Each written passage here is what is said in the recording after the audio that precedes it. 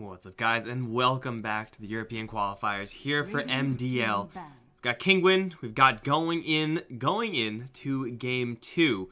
Winner of this is going to have a nice seat in the playoffs. Loser drops down to the lower bracket, and well, currently going in, showing off their playstyle. You guys may know them a little better as Penta, and they've been doing a hell of a job, and now they have an Omni Knight, so yeah, we're going to have one of those games. Guys, I'm Mikelorus, going to be joined by Rime.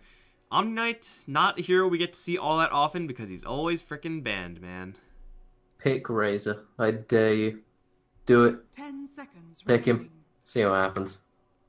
This is what's going on. 5 seconds remaining. Will Kinguin pick Razor? Have they been psyched out of it?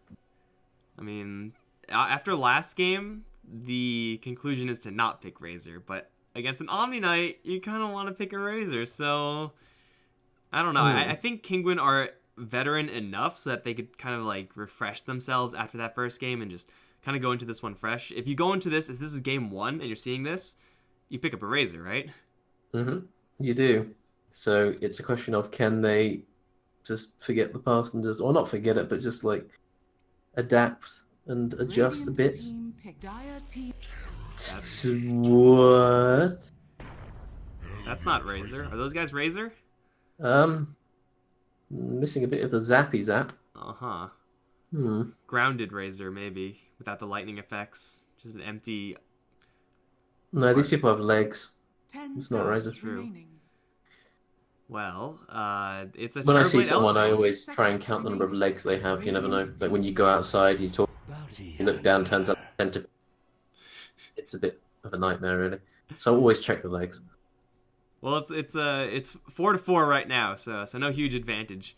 Well, the Terrorblade, I guess, can get a couple more, but we have ourselves an opening here. This is certainly a little bit of a change of pace. Haven't seen a Terrorblade today. ET first phase is, whatever. He's incredibly powerful. What more is there to say about ET? But Terrorblade in the first phase is definitely an abusable hero. Has a lot of downtime in the lane when he's just not really all that powerful. Super susceptible to magic damage or pure damage, which Omni Knight has a decent chunk of.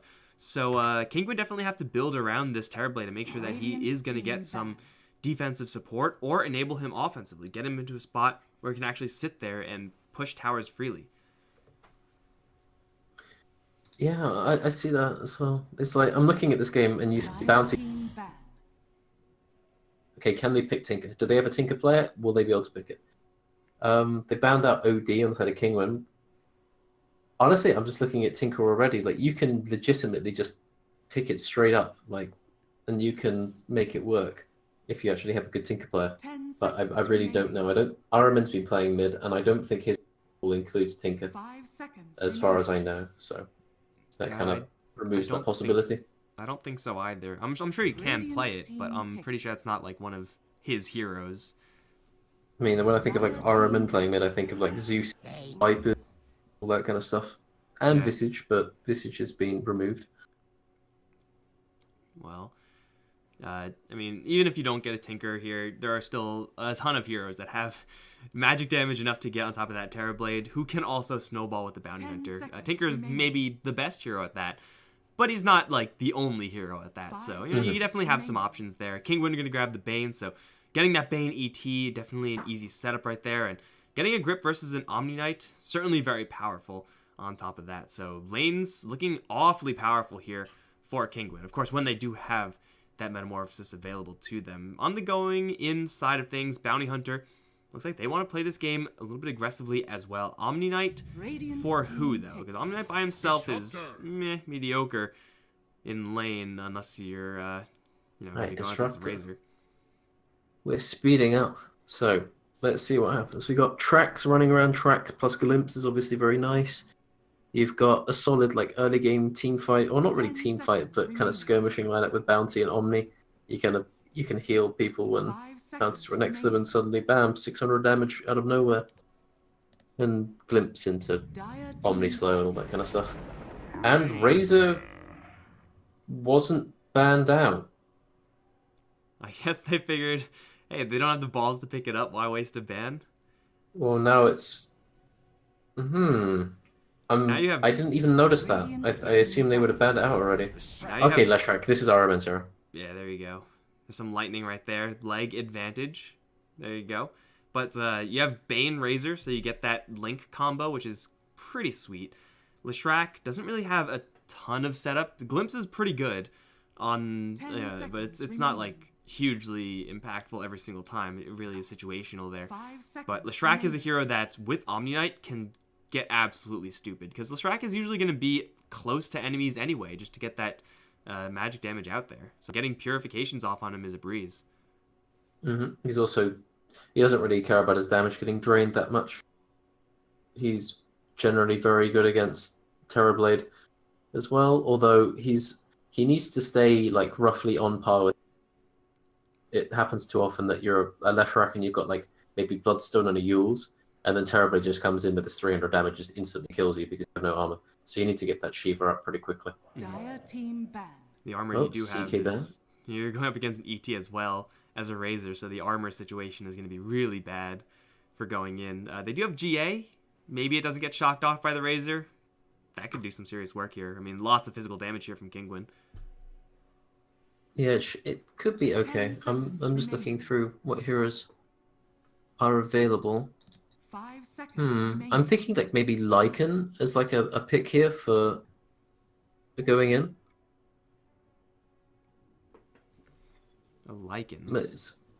It's not amazing versus Razor, but it does give them like something to run with. Or maybe they just need another hero that can fight. What are your thoughts on Weaver in this patch? Team pick. Usually pretty underwhelming, but in a game like this, it could be rather good.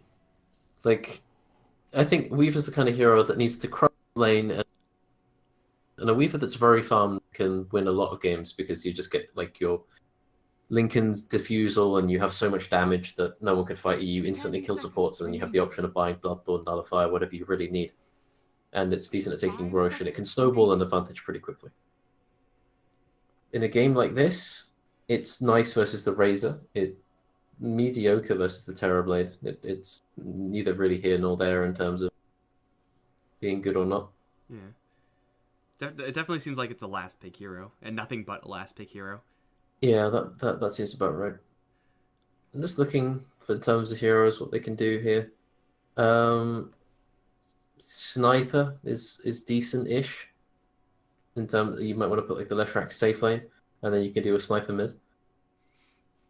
Otherwise, what else is there? You could repeat the mistakes of the past and I think they could do a pick Pugna. Timbersaw. I think that's too all. Then I think they want something that can hit build. I don't know if they're huge on Venomancer. That seems like a maybe again a little bit all in on that magic damage.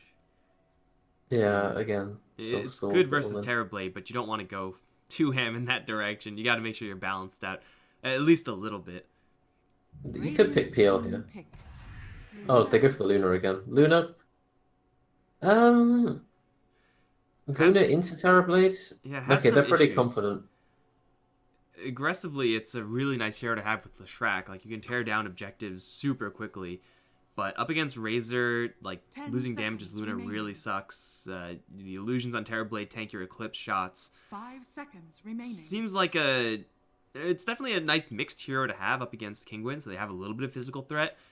And is definitely a snowball hero to take advantage of the track from Bounty Hunter, but is a hero that is really soft with quite a few answers on Kinguin. I think Luna's very, very good against Razor.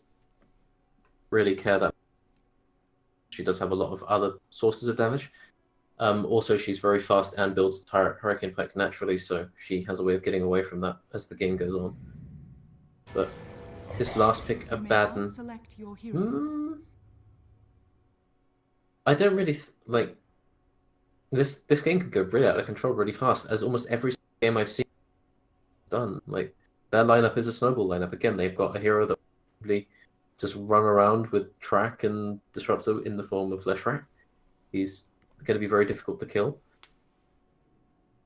Dude, what is Disruptor riding? What is that? I don't know.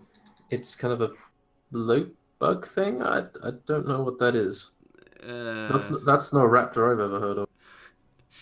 It's got wings. It's got the Broodmother thing going on there. Yeah, I'm very confused and slightly scared, so I would like to not look at that anymore. That's messed up, man. Ice Frog, Valve, what have you done to your game and the cosmetics?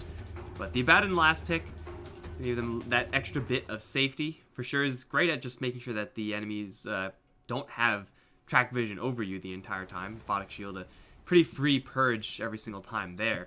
And as far as... it's Terrorblade mid. Ooh, interesting. Well, they obviously want to match up the Razor versus the... So it's to be expected that they'll finagle their lanes a bit to make sure that happens. But versus Leshrac seems like a difficult matchup for TB. Yeah, it doesn't seem like it would be that easy. I mean, Leshrac isn't that bad. Like, you've got damage advantage. You can meta level, like the first 2 waves or so, and you'll dominate the CS because you have like 80 damage compared to the Leshrac's 52. So if Bountied Hunter doesn't really help this lane, then Leshrac will fall behind early on, especially with the fact that they have Bane to babysit. And Enfeebled does still affect Leshrac quite a bit. He gets stunned for every single wave, because you only do get ulti at level 6. So this lane could prove to be rather difficult for RMN. And Bane babysitting is certainly a lot stronger than anything that going in can do. Like, Bounty Hunter harassment is great against some heroes, not as great when the hero you're trying to gank has 12 armor. Like, Shuriken still does full damage, but that's going to be like level 1, level 2 max. It's kind of an unimpressive ability until that gets to a higher level. So it does seem like they may be able to get away with this Terrorblade in the mid lane for pretty much free. RMN is going to be spotted by the Razor. A little bit of a pick off the pick fest right now, but oh, here comes the combo. Nightmare into the damage drain. So RMN is officially hitting for 0 damage. Not even going to bother with that. Elsash takes a bit of damage here, but it's a Bane, so he's more than happy to take those shots because he can take it with all of his armor. Still going to think about fighting for this Bounty Rune. And it looks like DNZ is going to close in. Bounty Runes being traded. And ultimately, it looks like the going inside have the option of getting 3. A little bit of a win there.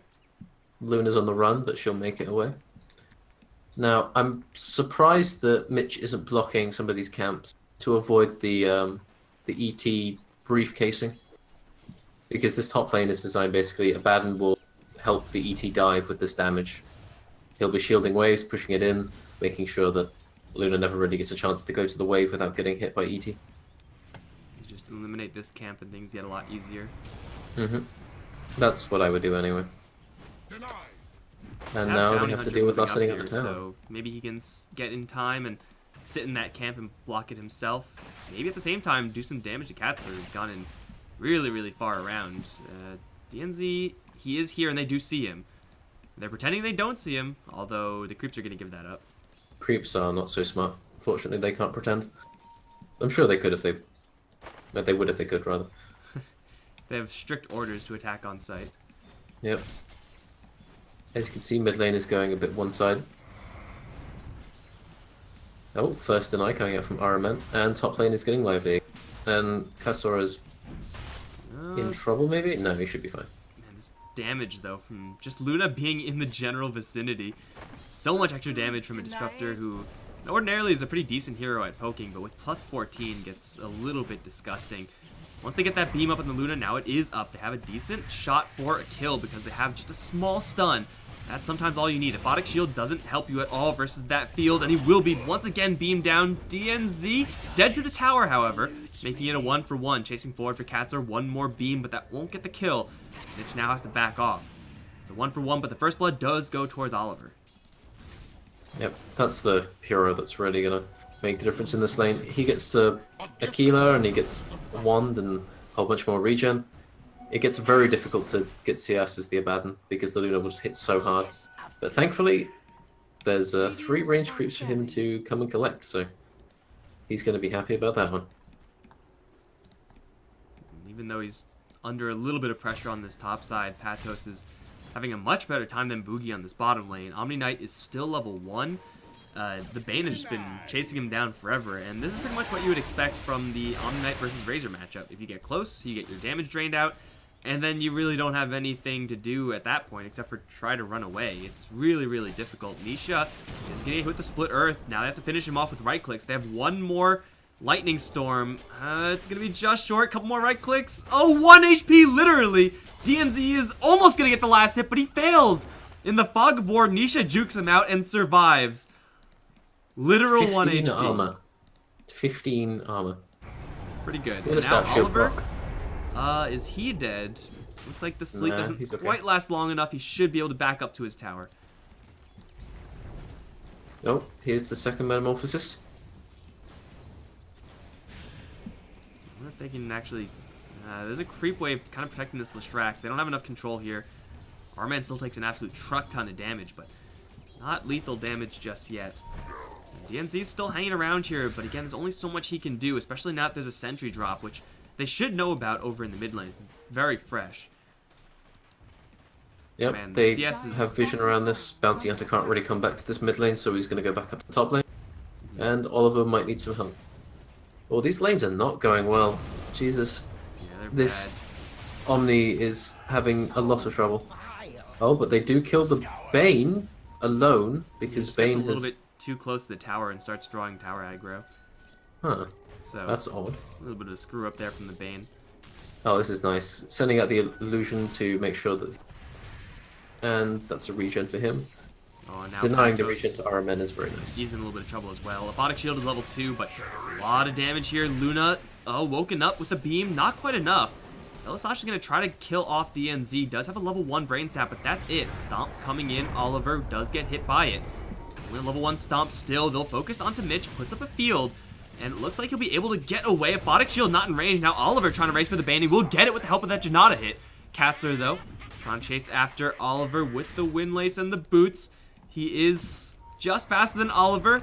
Another Spirit. Another Stomp. Oh, he gets he's hit gonna by get it. him. Can they protect the Nope. Luna? A Janata Oh, slow is slow. going to get her out to safety. Now the turnaround onto Katsur with the right clicks. Oh, they just need one more. There's not enough mana for a beam. She's out. And so is Katsur. So it will be a win. Just a single hero pick off on the Bane on this top lane.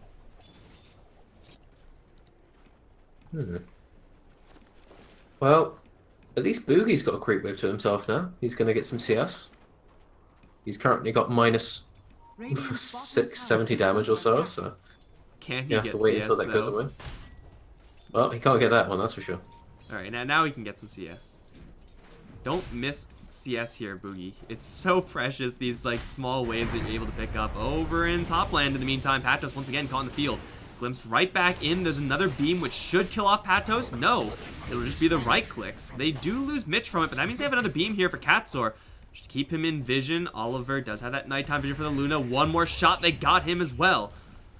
They are just bullying this top lane. Oliver getting a lot of kill time, but even despite that is pretty firmly behind the Razor and the Terrorblade in the net worth department. Nisha taking a lot of damage over in the mid lane. Arman with the Pulse Nova just going to Oliver's work. just dead. He does run out of mana, however. Has to resort to right clicks, and again, there's too much armor on this Terrorblade. Oliver gets picked off in the meantime by Patos, and so will DNZ to the Stomp and the right clicks. Double kill for the Abaddon. Oh, that lane's gone south so quickly. It was so important that the lane went well for them. And then Oliver just got caught out without boots, and Abaddon just came and right-clicked him down to death. So, well, that's just not very nice to see if you're a supporter going in here. At least Omni's going to get himself another wave. He's 8 CS now, compared to the 39-15 of Razor. 3 levels behind, but maybe it's manageable. And They Luna- need some advantage somewhere to snowball and then use that to fix the problems in the other lanes, but I don't know where they're going to get that from, because Nisha is completely free farm and starting to work on that mid tier 1. Nisha's happy. The Razor is 44 CS. The Luna's 16. I feel like Oliver should have more CS than this. The Yeah, it's wave just- was like Abaddon and ET for a long time. That's a little bit difficult to deal with, but I mean, killing off Patos, what, 3 times? Just twice right now. Like, you should be able to get some CS in between those kills, but... It was just fight into fight into fight. I don't think slowed down enough for actually to hit any creeps. That's the sad thing. Alright, Terrorblade, does he have Sundon? No, he has not skilled it. He's about to hit level 7 from... Oh, he is going to just Oh, fall he didn't- short. The creeps oh, he die. didn't- Now he has Sunder, but he's already Oh. dead. A little bit That's too really much nice burst for them. damage from that Leshrac. Level 4 Split Earth. Over in the meantime, the other jungle, Mitch, is going to get stomped. Does glimpse back Patos. And that probably is going to get him out to safety. Field goes up, and yeah, he'll be just fine. So it seems like maybe this Leshrac is how they get back into the game. Set up for a little bit of Pulse Nova Split Earth action, and look for some rotations around the map.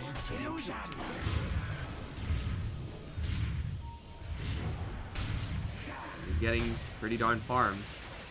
Yep, he needs to. He's the hero that they need to work with. He's going to be the main source of damage, other than the heroes that occasionally used by Luna. So, this is the question: can they use the Leshrac? Can they use this?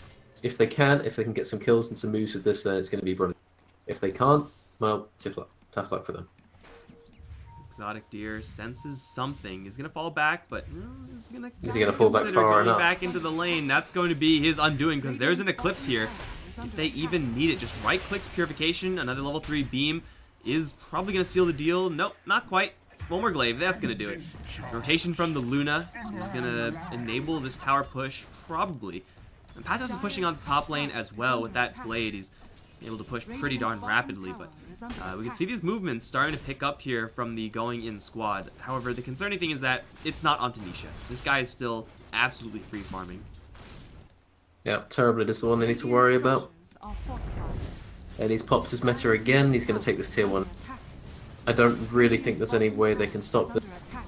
DNZ's waiting for the courier. He expects to be going up to mid lane. In fact, going to Patos, who's sitting in his own jungle. And he doesn't quite have mana to be able to go invis again, so that's unfortunate for him. Mitch deny. Almost. It's still a 1-for-1 tower trade at the end of the day, so it's not all that bad for going in to lose that tower to the Terrorblade. So Oliver, he's hit level 7, he's got his treads. And this game, it looked like it was going to snowball out of control. Omni's starting to catch back up, he's hit level 6. He's only 2 levels behind the Razor now, and he's honestly only 700 gold behind in terms of net worth, and he's going to take this little stack as well. And the gold advantage is in favor of going in at this point. The Bounty Hunter does pick up the Courier, finally, and now he has a Tome in his stash. Courier's a little bit off from that, but that's a level 6 for the Bounty Hunter right there, so he's going to be ready to start laying down those tracks. Again, not really the best tool up against an Abaddon team, but at least they'll have that option. Abaddon getting hit with that Split Earth, and Armen does get hit with the Stomp. Patos the Phase Boots is going to book it out of there. Boogie can't quite catch up, although Mitch is going to be running Intercept, glimpse back the Abaddon straight into the clutches of Armen. Lightning Strike for the slow, Pulse Nova, tick, tick, tick, there goes Patos. And now they're looking for more. Exotic Deer's trying to hide, but he's in Observer Ward range. Stomp goes off onto 2, but they can't do anything off of that, surely, so it's just a free kill on the Abaddon. Yet again, he's going to fall, and Armen, yet again, is going to be the one to collect that kill. Yep, and all the time Oliver's just hitting creeps bottom lane. So, this is looking pretty nice. The Bounty Hunter's almost level 7, Disruptor's about to hit level 6, and if you compare this to the Bane and 4 ET, they don't have Fiend's Grip, they don't have Earth Splitter. They don't really have any way to disable or catch out any hero on going in. The way this Kinguin draft works is they get ahead and they stay ahead. Up until the point where Terrorblade has his matchups kind of carry the game for him. They found Exotic Deer. Split Earth once again going to absolutely destroy him. Pulse Nova and the Purification going to kill him off. Now looking after Patos. He does have some time to borrow. But there is still a glimpse here with the track, so where you going? A little bit back, but into a beam. He will purge off the track, so it's going to get reapplied. And Oliver's going in for this one. One more beam. He's not going to be able to get off, but he just eclipses Elisash instead. And that will get him a kill. Looking for Patos now. One more beam. Still is not going to be able to get that track kill. He wants it so badly, but he just can't have it. But he's going to survive with a couple kills to his name. Cannot complain about that at all. It's a free dive here for going in. It looks like they'll be entirely unpunished. They all retreat safely. Boogie's going to grab this Arcane Rune and start healing himself. And Oliver will run over to mid lane. He's about to finish farming his Mask of Madness. Our lane as well.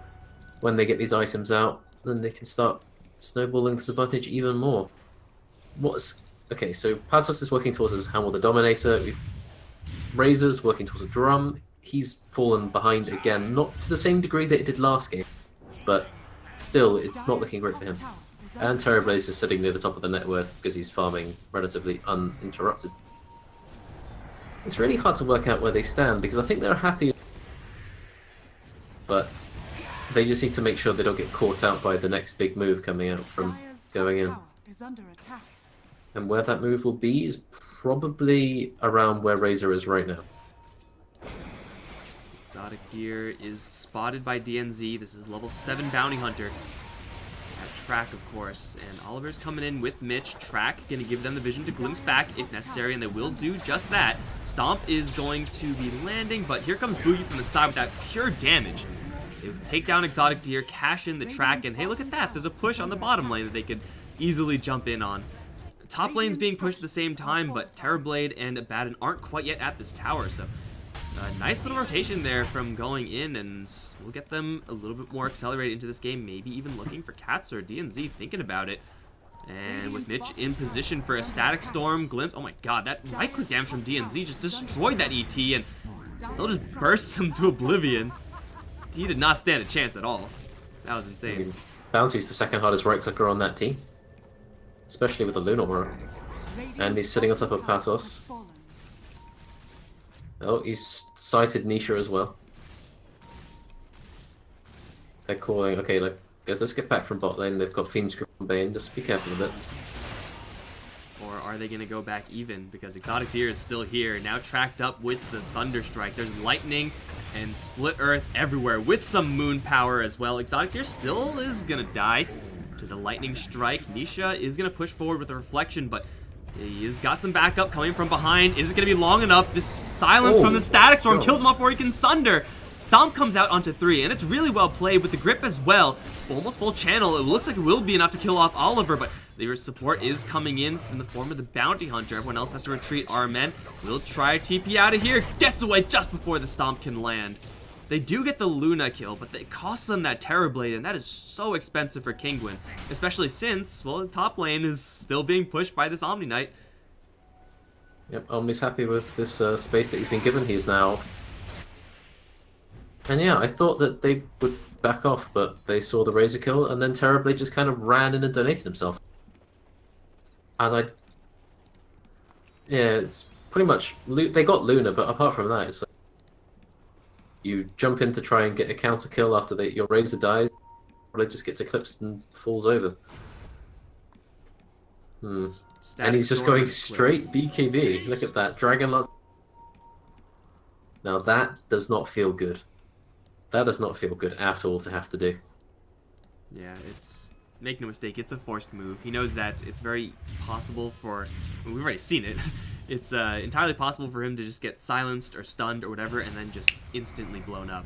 You gotta have some sort of answer to some of that. Being able to sit there and fight through the stuns, have the option of getting off the Sunder, and just right-click someone, because he's had all this farm this entire game with his Dragon Lance, but no real chance to hit anybody. Like, I don't even know when was the last chance he actually hit anyone while Metamorph. It's been a while. Yeah, I don't think he really has since hitting Leshrac in lane, to be honest. And when you look at this game now, it's just, oh, Exotic Deer's been found by the Bounty again. And they've got Glimpse, and they've got Track. Dude, DNZ has been absolutely everywhere. Like, not only in this game, but every single game we've seen him. Like, he's been, with the Bounty Hunter style, even when he's not played in Bounty Hunter, just like, always the scout, always the one to go in. Whoever's making these calls on going in is doing very, very well. It's probably a team effort.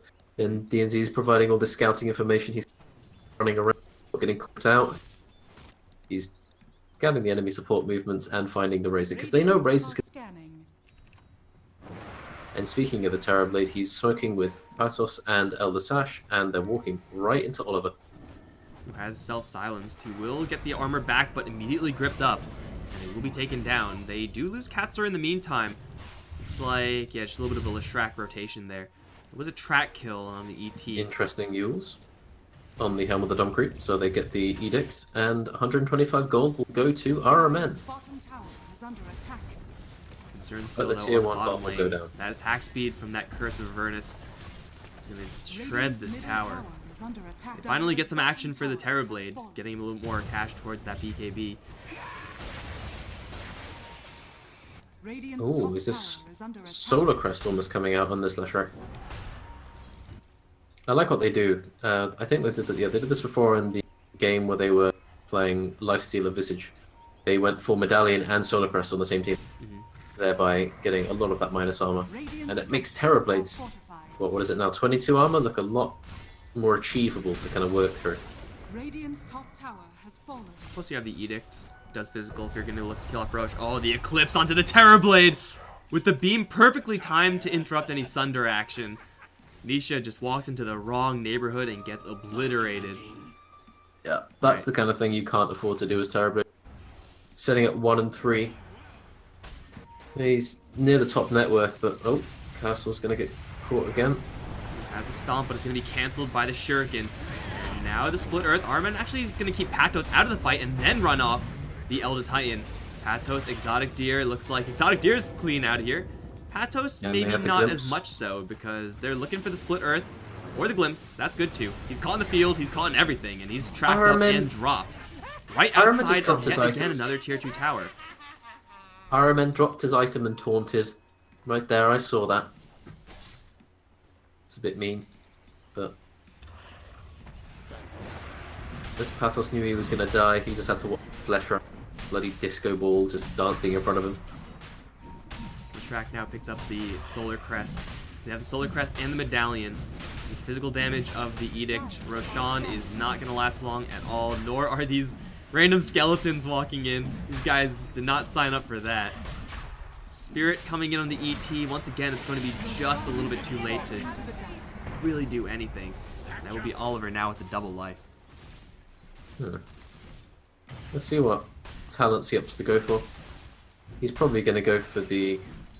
Yeah, he's going to go for attack speed and Lunar Blessing, but... I've honestly been seeing a lot of Lunas when they're against a Terrorblade, they opt to go for the beam damage and then the Aghanims. And then the Terrorblade only gets to play Dota when he has... Otherwise he just disintegrates. And I'm a pretty big fan of it, to be honest. But he's got an Ancient Stack to work through at this point, so he'll be getting his Hurricane Pike fairly quick.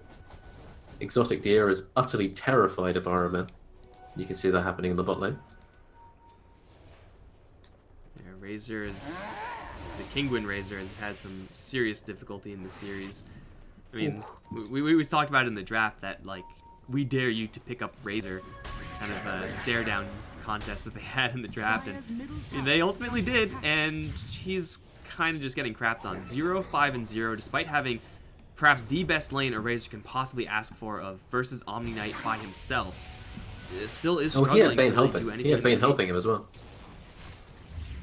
Now here we go. Nisha under a fire, but he's going to be okay. Track immediately purged off. Aramen will get put to sleep here by the stomp, but shouldn't really matter all that much. Everyone on Kinguin is really scared. Like, everyone. Well, they have good reason to be. Let's see. Okay, Mitch actually went for the plus 40 Thunderstruck. Is under attack. Quite a bit of DPS with that Thunderstruck. Looking forward to seeing that. The nice thing about what they can do in this lineup is they have so many other damage. They've got the Leshrac, they've got the Omni Knight, who's actually just going to be going straight Crimson Guard. They've got Disruptor as well. Lots of magic damage, lots of pure damage, and all that kind of stuff to get through this Terrorblade. So when he doesn't have his BKB, he is going to die, and die fairly quickly at that. Radiant It's just a question of can Kinguin make this BKB count, and against an Omni Knight with Guardian Angel, well, it's harder than it sounds. Shrek is pushing some really, really high value levels as well. He's one of the few heroes that still has a relevant movement speed talent. Level 15 talent. Plus 40 is a lot of speed. He looks like a horse, so he might as well move like a horse. And he's also pushing towards that level 18, getting those additional points in the Pulse Nova, which you've already seen just absolutely destroy Kinguin. So they have this Leshrac who's probably right now, like, honestly a little bit of a weak hero compared to what he can be in just a little bit. So he's going to hit a huge, huge power spike in just a while. And they still have this Aegis to work with. Push on the bottom lane from a couple Terrorblade illusions. It's all well and good, but defending this tower in earnest, I don't think that's in the playbook here for Kinguin. Yeah, they're gonna have to let this one go almost certainly. Yeah, I want to see what happens when the Sleshrock gets his Bloodstone, gets Shiva's Guard, and just becomes immortal. Like, I don't really see how they deal with him, apart from maybe sundering him and then getting some burst damage that way. Dire's bottom tower is under attack. Boogie's just gonna get to farm here. He's got his Crimson Guard. But they've still got Aegis, so they can still just keep running through these towers. Luna's gonna TP away though with the Aegis. I guess they can fight even without Luna. Okay, they spotted Patos up in top lane, so they know that mid lane. Oh, Katsor, he is going to run into DNZ. DNZ does have a Force Staff though, so actually locking him down is damn near impossible for everyone but the Bane. Man, this Terrorblade is still getting a decent amount of farm, but I'm really surprised at the Omni-Knight's level of farm. Like 10k gold on this hero is, especially after that start, is quite frankly a little bit disgusting and a little bit disturbing. Like Kinguin, they have 3 heroes to go up against that have over 10k net worth, and with only Terrorblade there, who's already pretty well answered, like, you can't really depend on him to out-carry this many hugely stacked heroes. That's just not going to happen. Yeah, Terrorblade has this problem where if he can't kill something very quickly, in like the first few seconds of a reflection with meta up, he can't kill it at all. And looking at this Leshrac, looking at this Omni. Limps back onto the Razor in the mid lane, and right on top of him with the Pulse Nova and the Edict Eclipse as well. There goes the Razor. Katsor is going to set up for a grip onto the Luna, but she has a double life, so that's completely okay here. They have to heal up RMN just a little bit more. Field goes up. Nisha is ready to fight, but everyone else on the going inside wants to go out. With the Crimson Guard pop, suddenly damage taken reduced to 0, and we'll trade their Aegis, which was going to time out very soon anyway, for a Razor kill. And maybe even looking for a little bit more. Nisha still has that BKB available to him, but he's being spotted out by DNZ. He does see Boogie in what could be the Battle of the Century. Well, the tracks go up, and the Shuriken's bouncing through. Patos is here to purge it off, and it looks like everyone else should be able to disengage. But 13k is now the lead here for going in, and they use the Aegis for a kill, a pretty decent kill at that, and I'm pretty sure that's a track kill on top of it. So yeah, they're just constantly getting further and further ahead, and they get a courier snipe. And the bounty hunter is going to TP out without a scratch. Oh, that hurts. That really hurts. That's some style right there, man. Luna also gets a DD, takes an ancient stack, finishes her BKB, is now sitting 2,000 above the Terrorblade. Leshrac is working towards his Lincoln Sphere. Doesn't really need the Bloodstone when you can just avoid being sundered and avoid any death. Like, I was watching in the fight when the Crimson Guard was popped and Luna was running away. She took like a few damage from the illusions, and they just didn't do any damage to her at all. They have like maybe 10 to 20 damage each with the Crimson Guard aura active. It's just, yeah, Crimson Guard's pretty bad versus Terrorblade. Who'd have thunk it? She is a hero that, you know, does have a decent amount of armor.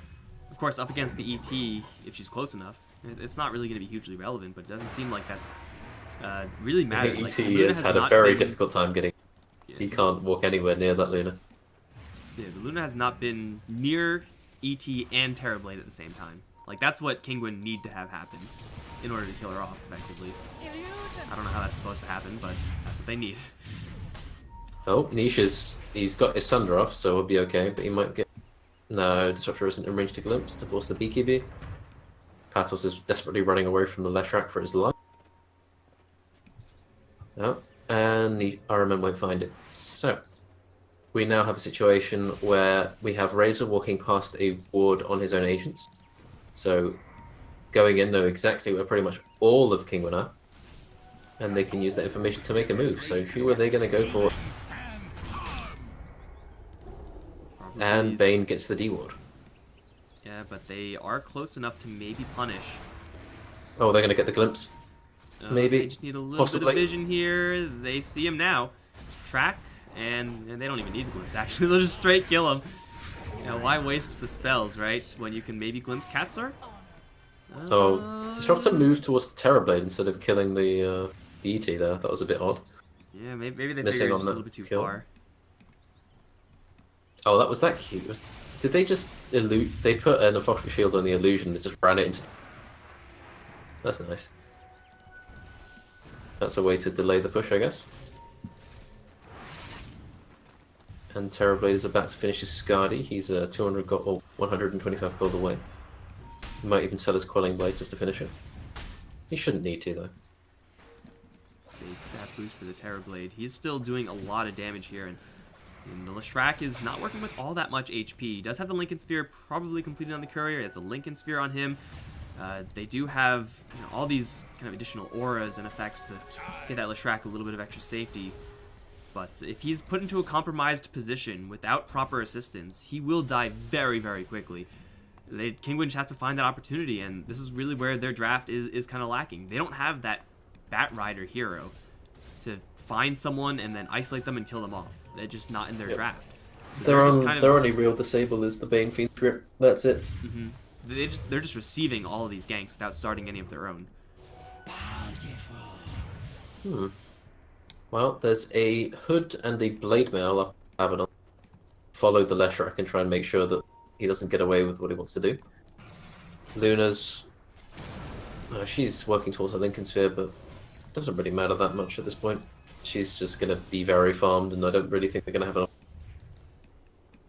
Oh, Razor finishes BKB, so I guess that might be useful. He can survive standing more than 2 seconds next to the Leshrac this time.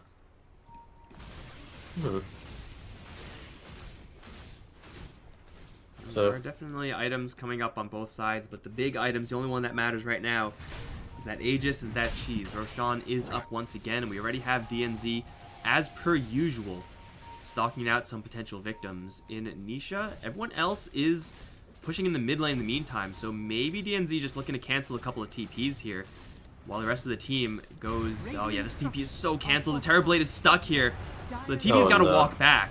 The Razor, well, he's already TP back, so he's fine, but it's a 4v4. They don't need the bounty. For sure, Kinguin need the Terrorblade. Although they won't really find an opportunity to get in convincingly enough. They'll look to cut off the Terrorblade as he walks back to his base. He's tracked up, so they know exactly where he is. They'll beam him once, and Static Storm goes up, pretty much misses, although does catch the Abaddon. Nisha's in the middle of the fight right now, and Arman just getting wailed on. The GA is going to come up and prevent any of that damage from following through. He will be fine for the moment.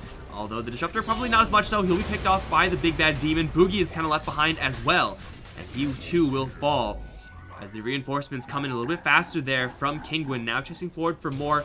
Don't think they can catch anyone here. They'll get 2 kills and maybe even get this Roche. That's a big pickup at a big timing. And it looks like, yeah, they will in fact get the Aegis and the Cheese off of this. No, they should not let this happen. They can just kind of run in and... Yeah, they're going to buy back with the Omni, they're not going to let them. Stomp is there from the ET. They're committing really hard to this. Bounty Hunter. They've caught the ET in the middle of nowhere. The grip goes off to the Leshrac, though. He needs some help, and it's too late. He's already down, even through that Lincoln Sphere. The Luna's at half HP, cannot go in even though she has an Eclipse. DNZ is going to get dusted up. He's going to jump in, try to grab the Aegis, but he fails to do so, and he's going to drop as well. Oh no, just like that, Kinguin take a huge step in this game by protecting their Terrorblade. They've suddenly dropped this lead from like 18k down to 13, maybe even a little bit better than that for them. And they are still behind, make no mistake, but these last couple of fights have shown the weakness of going in that if they're separated at all, they will crumble. Yeah, the Omni Knight wasn't there. The Leshrac ran in before the Omni's buyback could really come into effect. And now they have an Omni who's just a bit further away from the Aghanims. Once he gets that Ags, that kind of stuff won't happen, but it's a question of can they defend. They should be able to. They've got Disruptor, they can drop like the field and maybe delay it for a bit. He might even ulti this, just for the sake of it. But probably not. There's a pipe on the Abaddon, and is this just Rax? I think it might be. They're pushing mighty quick right now with that Curse of Avernus. They're throwing in every single spell they have, but the shields are a little bit too bulky, and the Rax, yes, will be claimed by Kinguin. Looking now for the retreat. There's a glimpse onto someone. That's going to be onto the Bane, and he's going to eat a face full of Pulse Nova. Nightmare is not going to save you versus that Nova. He's going to go down. Needs to get Bottom glimpses, lane's being needs to pushed in find the more. meantime. DNZ going to push himself forward, looking to cancel some TPs. Will cancel Exotic Deers. Ultimately, Tower drops low off of that bottom lane, but is still alive. Shrines are therefore not vulnerable. They're still pushing forward, looking for something, but every single time that track is being buffed out by the aphotic shield, really, really difficult to give chase. So that's going to be Rax suddenly in favor of Kinguin. We just got ourselves a real match. Yeah, it went from 18k to 9k, now it's back to 11k. This game is now actually contested. Although Luna's getting close to that butterfly. She's got the +10 all stats, so she's getting pretty tanky. And even Terrorblade, with his vast amounts of damage, won't be able to kill her very... Because there is still the Crimson Guard, there will be the Aghanims onto the Omni Knight. He's about to hit level 18 as well, so that's 10 seconds of physical damage immunity, provided it is not purged by the Razor. So... DNZ's kind of slowed down in his farm here, you can see. He was getting close to a Lotus now. The gold isn't really coming in as thick and fast as it used to be. Kinguin are becoming a little bit more scared, and therefore moving around is a little more of a group, so it's much more difficult to get these random pickoffs that they have been getting throughout the majority of this game. At that point, it's kind of difficult to play Bounty Hunter. You're going to see a couple heroes. He does see an illusion coming out, so they know more or less what's going on here. I think they could probably put 2 and 2 together and figure, yeah, there's something Luna's going just on, in but the circle the wrong smoke. area. Ooh, this is going to be a little bit risky because, once again, going in, they are separated by a pretty large distance. Elisash pushing forward. Boogie, I don't know if he was spotted. Might have just been out of range there. Still, the smoke is maintained, and there are no more targets. They have completely dodged this smoke. And I'm pretty sure that's due to that Bounty Hunter scouting, once again, showing up.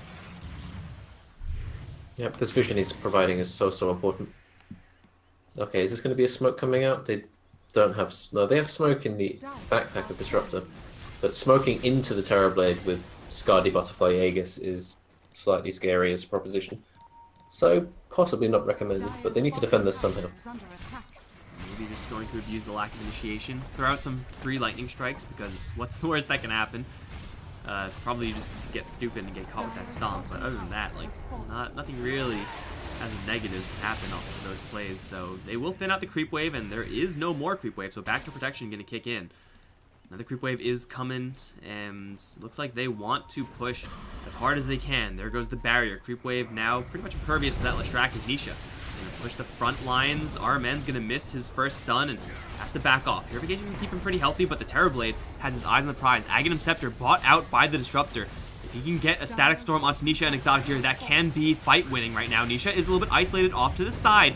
Not many stuns going off on him, and the Static Storm does finally drop. It's going to catch onto pretty much everyone, including this Razor, who's out of the fight entirely. But the Luna's hit with the full grip, and she's got to get herself out of that. The Eclipse is finally going to drop, but everyone is BKB'd, so it's not actually doing all that much. Exotic Deer chows down on the cheese, trying to focus down onto Oliver, who's dropping lower and lower, is going to go down. Nisha's still healthy, Exotic Deer's still healthy, and they're pushing in hard. Boogie is going to drop lower and lower. With the Eye of Scotty slow, he's going to go down. Everyone bar Abaddon still alive on Kinguin. They've taken down 2, now looking for more in the Disruptor. He's gonna get picked off. Double kill for Nisha. DNZ, he's throwing out some shurikens. He's doing what he can. Araman has returned to this fight as well, but into the Sunder potentially of that Terrorblade is so risky. He is gonna lose his Aegis, and they have claimed the racks already, but Araman essentially is alone right now. Brain Sap still hits pretty hard. Lightning strikes thrown in to the entirety of the Kinguin side, but they are looking for the GG right now. Shurikens once again bouncing through. Nisha shrugging all of that off. Just 2 heroes alive as they will start to fall back. They are taking a little bit too much chip damage from that lightning strike, and they will fall back. Yeah, just sharing that damage to everyone. So is Patos. Oh god, the flood of text. They are now definitely on the back foot. 5k lead is what the gold graph says. I disagree. They are pretty far behind at this stage. Yep, they've got just Aghanims on... what is Bane doing? Okay, Bane's typed the first actual message. So, they've got the Shiva's Guard up on the Leshrac. He's in his backpack right now for some reason. Luna finished the Butterfly. They had 10 seconds to live against the Terrorblade, and then he started to kind of hit people again because the Omni Knight ulti ran out, which is unfortunate. Yeah, they're really limited in terms of what they can do because they don't really have any burst on the side of Boogie at this point. I'm going to call them Boogie because Colin going in is...